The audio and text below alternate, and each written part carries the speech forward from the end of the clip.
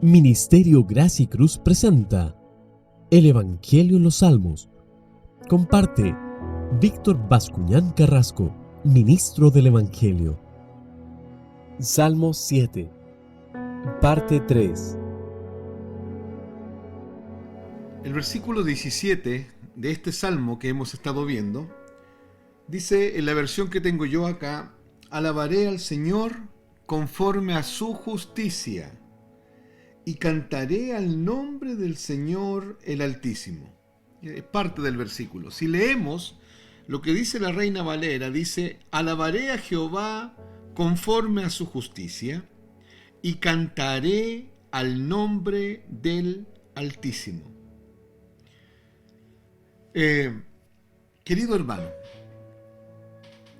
hay una dirección del salmista, hay una guianza del Espíritu Santo a través de las palabras del salmista, a nosotros recordar que adoramos a Dios, alabamos a Dios, exaltamos a Dios por quien Él es, por su carácter, por su persona, por su naturaleza.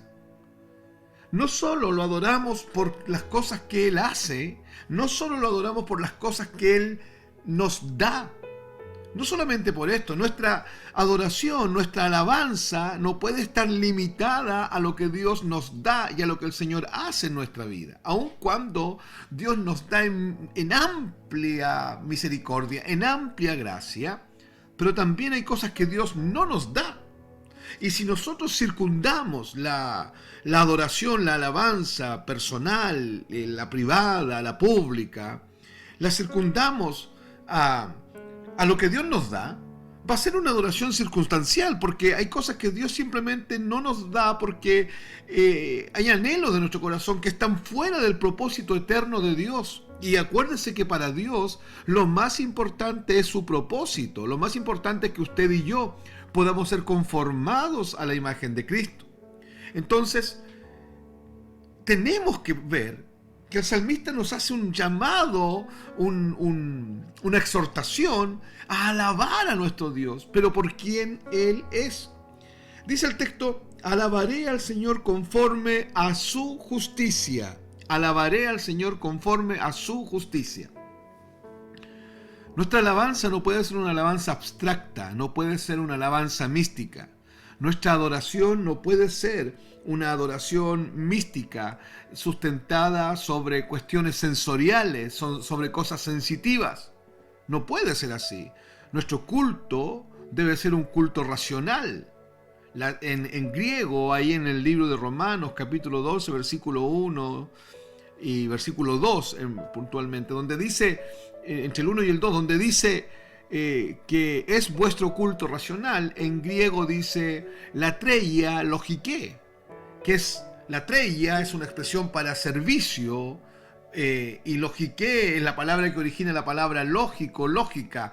Tendríamos que entender que es nuestro culto razonable, el culto personal, la devoción personal a Cristo, a Dios, al Espíritu de Dios, la devoción personal a este Dios magnífico, extraordinario que tenemos, a este Dios que el salmista llama el Altísimo, debe ser una latreia logike, o sea, un servicio razonable, sustentado sobre una fe sólida, comprobable en nuestro propio corazón y de la cual podamos saber dar razón también a los que pidan razón de ella. Entonces, querido hermano, alabaré al Señor conforme a su justicia. Aquí hay una declaración de exaltación a Cristo, de exaltación al Dios de la Biblia, de alabanza permanente al Dios de la Biblia y conforme a su justicia. Cuando no hay tiempo para referirnos muchos a la justicia de Dios, pero cuando hablamos de la justicia de Dios, tenemos que decir que Dios es justo. Dios no tiene justicia, Dios es justo.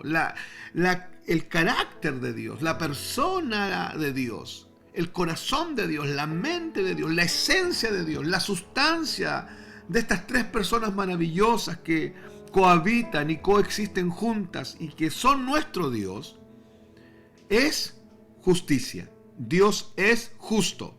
Dios es recto.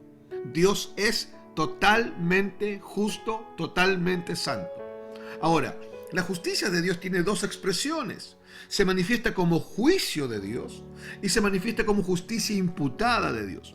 Se manifiesta como juicio de Dios porque todo hombre está bajo el juicio de Dios y Dios hará juicio final sobre todos sus enemigos. Lo veíamos anteriormente y hemos dicho que el hombre está bajo el juicio de Dios y que ha sido juzgado por Dios en la cruz del Calvario. Y usted y yo fuimos juzgados en la cruz del Calvario en el cuerpo de Cristo. Y el cuerpo de Cristo se enfrentó, la carne de Cristo, el Cristo hombre se enfrentó a la ira de Dios y al juicio de Dios. Entonces, una de las expresiones de la justicia de Dios es el juicio de Dios. La justicia de Dios manifestada como juicio de Dios. Y la otra expresión es la justicia de Dios manifestada como justicia imputada. ¿Qué es la justicia imputada? Es aquello que ocurrió en la cruz. Es el milagro de la cruz. Es esta muerte vicaria, esta muerte sustituta. Mi pecado, mi rebelión, mi maldad fueron quitadas de mí, fueron imputadas, fueron cargadas en la carne de Cristo. Y desde Cristo, el Señor, el Dios poderoso, sacó su justicia y su rectitud y me la imputó a mí. Entonces Él se hace maldito en la cruz del Calvario para que yo sea hecho justicia de Dios en Cristo Jesús. Esto es tremendo.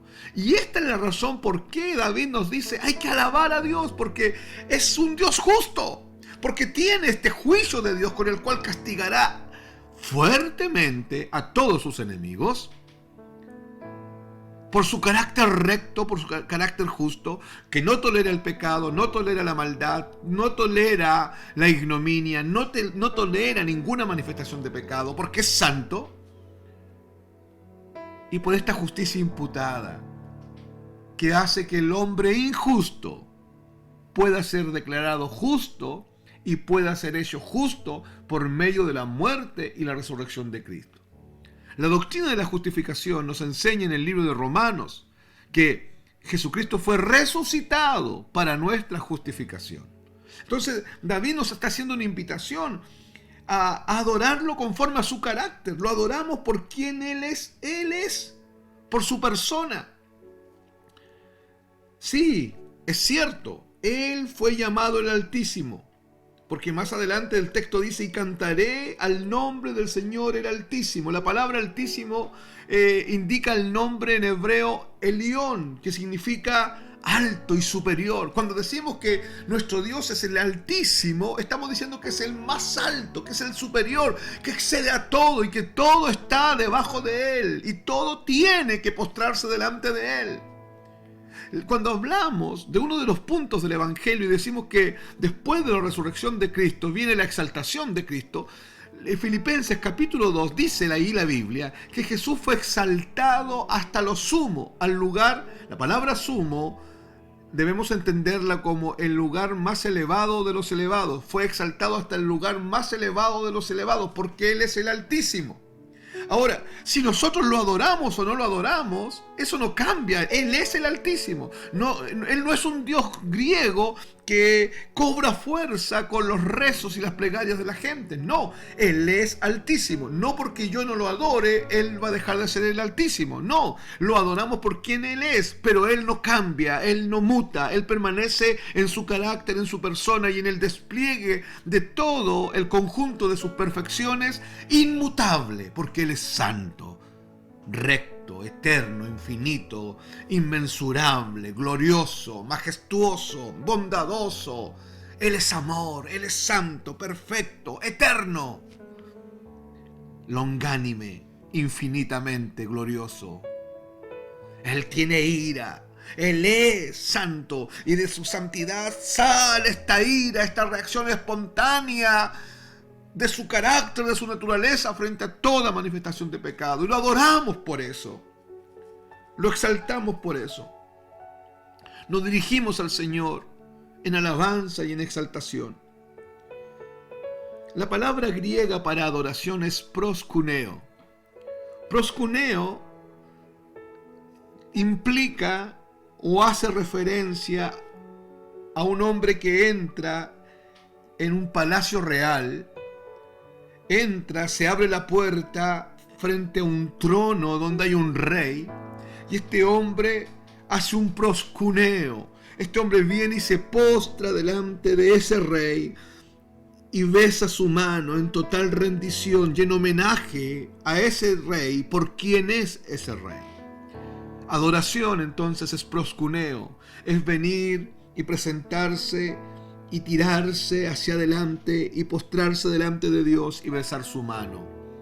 Tiene que ver no tiene que ver con una actitud corporal, tiene que ver con una actitud espiritual, tiene que ver con un entendimiento de quién es Dios, de su carácter, de su naturaleza y de lo que Dios hizo por medio de Cristo en la cruz del Calvario. Cuando hablamos de acciones de gracias, alabanza, tenemos que decir que es la manifestación externa de una realidad interna que el creyente vive. Es la exteriorización de esa realidad interna que es la vida de Cristo en nosotros. Un culto a Dios, hacer un culto personal o público a Dios, una latreia logique, un servicio razonable de adoración, estando muy convicto en mi mente, en mi entendimiento, en mi fuero interno de quién es Él, de su carácter, de su naturaleza. Conocer sus atributos, el despliegue de sus atributos. Adoramos a Dios por lo que conocemos de Él. Nuestra adoración no puede estar sustentada en lo sensorial, en lo místico, en lo abstracto, en la metafísica. No puede haber paganismo en nuestra adoración, ni en nuestros cánticos, ni en nuestra vida consagrada de devoción a Dios. Debe ser un culto razonable. Debe ser una adoración por su justicia, porque Él es justo, porque Él es recto. Cantamos y exaltamos su carácter, su persona y el despliegue de sus atributos. ¿Por qué adorar al Señor? ¿Por qué los creyentes tenemos que adorar a Jesucristo? ¿Por qué los creyentes tenemos que en nuestras reuniones adorar a Jesucristo? ¿Por qué los que hemos sido redimidos por la sangre de Cristo en la cruz del Calvario tenemos que aún sobre nuestras camas invocar el nombre de Dios y adorarlo? ¿Por qué tenemos que por la mañana levantar nuestra vista al cielo y alabar al Altísimo? ¿Por qué lo último que un creyente debiese hacer antes de partir de este mundo a la presencia del Señor debiese ser decir aleluya, gloria al que vive por los siglos de los siglos? Aun cuando no queden fuerzas. ¿Por qué? ¿Por qué? ¿Por qué esta invitación del Salmo 7 a alabar al Señor conforme a su justicia? A cantarle, a exaltarlo. Cantaré al nombre de Jehová el Altísimo. ¿Por qué? Porque hay que escribir himnos. Porque hay salmos que tenemos que cantarlos. Porque tiene que haber un fluir de nuestro espíritu en adoración reverente a Dios. Porque tiene que haber un proscuneo en nuestra vida permanente. ¿Por qué? Las Escrituras señalan y establecen desde Génesis hasta el Apocalipsis que Dios es infinitamente digno de adoración. De adoración de los seres celestiales, de querubines, serafines, arcángeles, ángeles.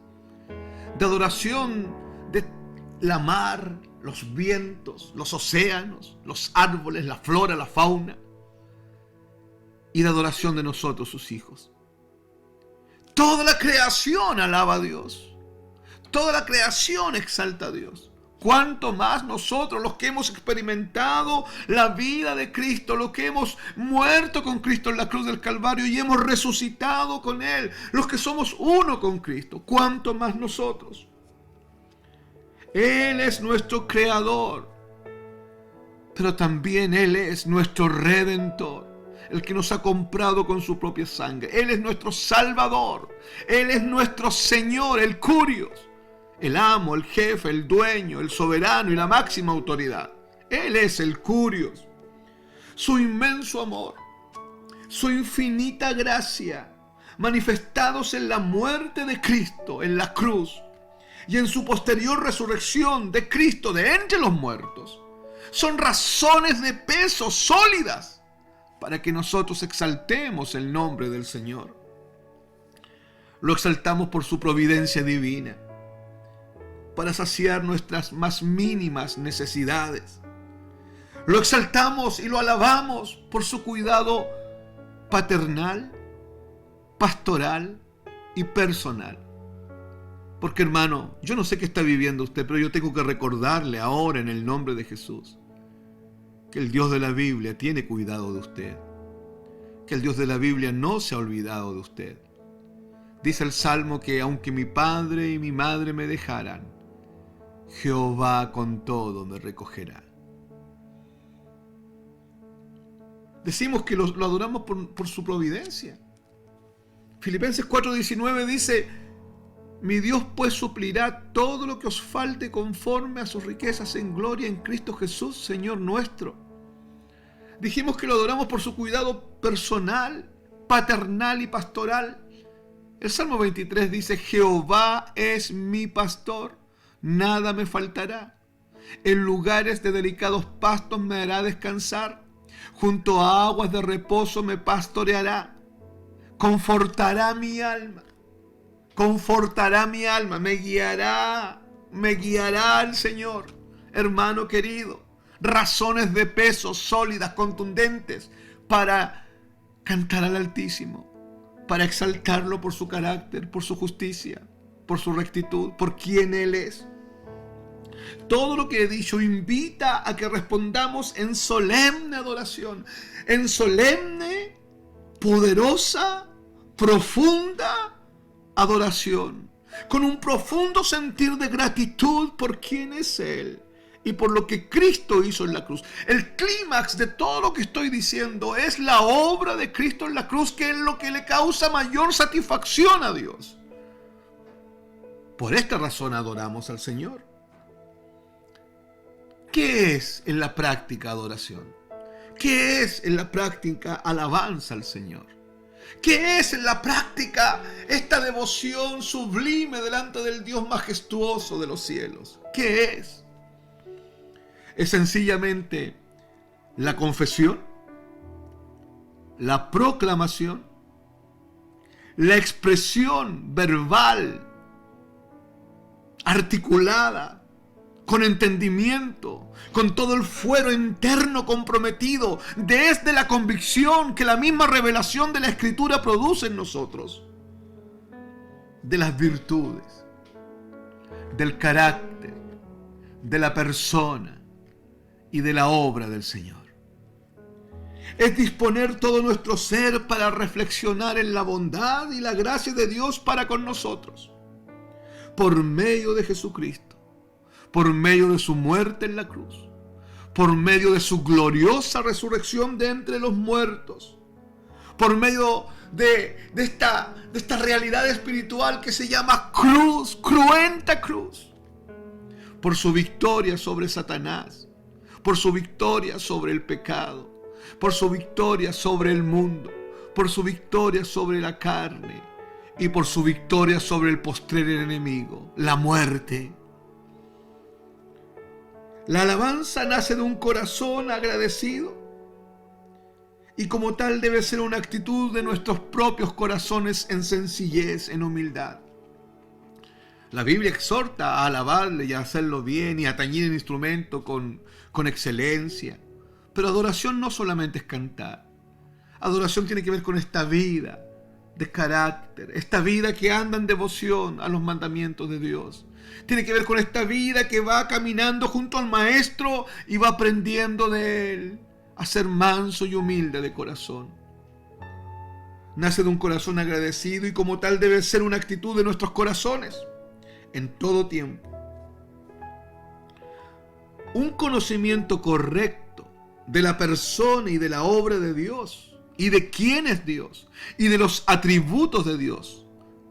Conocer las poderosas perfecciones de Dios manifestadas allí en la cruz del Calvario es la base fundamental para una verdadera adoración. Jesús le dice a la mujer samaritana: ustedes adoran lo que no saben, nosotros adoramos lo que sabemos. Lo que le está diciendo es: ustedes adoran sin tener revelación de la Escritura, nosotros Adoramos por un conocimiento que nos ha venido por medio de la Escritura. No es una adoración mística, no es una adoración metafísica, no es una adoración etérea, volátil. Tiene sustento, tiene fundamento, es firme como un ancla. Nuestra adoración nace en la obra de Cristo en la cruz, donde se han revelado los atributos de Dios, el carácter santo, justo, perfecto, amoroso, fiel, eterno, benigno, bondadoso, longánime de nuestro Dios. Por eso es que la adoración, el cántico de una iglesia bíblica debe ser cruzcéntrico, cristocéntrico. Dios no se agrada de la ignorancia de los hombres, menos de sus hijos, con respecto a su persona, con respecto a su carácter, con respecto a sus atributos, con respecto a quién es Él. Esto dice relación con adorar a Dios en espíritu, en una profundidad del corazón, en algo que nace en las entrañas mismas del redimido, producto de la convicción que la Escritura ha puesto en nosotros. Y en verdad tiene que ver con un conocimiento de Él, un conocimiento no intelectual, un conocimiento revelado de Él. Adoramos porque sabemos quién es Él, porque lo conocemos, porque hay íntima comunión con Él. La ignorancia es la madre de la superstición. Dios no aceptará jamás una adoración sin Cristo, sin cruz, sin revelación. Dios no aceptará jamás una adoración de alguien que rehúsa conocerlo a Él. Eso será un show. Eso será un asunto totalmente antropológico. La adoración bíblica es cristocéntrica.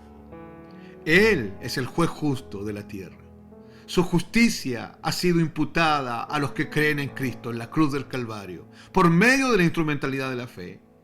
Pero también veremos el juicio de Dios al final manifestado, donde toda ira de Dios se desatará sobre aquellos que han rechazado este santo evangelio y han rechazado la persona de Cristo.